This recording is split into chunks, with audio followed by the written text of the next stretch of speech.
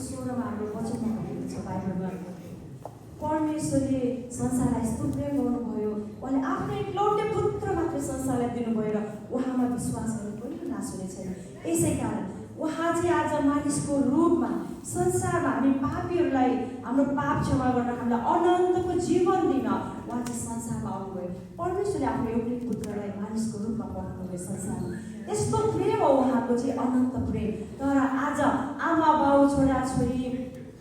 श्रीमान श्रीमती girlfriend boyfriend सबैले गर्ने प्रेम चाहिँ छैन हो अनि त्यो एकैछिनमा टलेर जान्छ त्यो स्वार्थी प्रेम हो तर परमेश्वरले निस्वार्थी प्रेम गर्नुहुन्छ अनन्तको प्रेम गर्नुहुन्छ आज यही प्रेम थियो तपाईँको बात तपाईँलाई मैले भनेको तपाईँले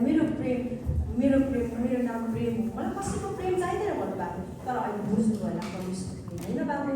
बुझ्नु तपाईँले बुझ्नुभयो होला अहिले हजुर अब तपाईँ हामी सबैजना गएर हाम्रो प्रभु यीशु ख्रीष्ट जसले हामीलाई पापदेखि छुटकारा दिनु हामीलाई नयाँ जीवन दिनु आउनुभयो अनि कहिले पनि नाश नहुने प्रेम दिनु आउनुभयो हामी जम्मै त हाम्रो चर्चमा क्रिसमस कार्यक्रम गर्नुहुन्छ ओके हामी जान्छौँ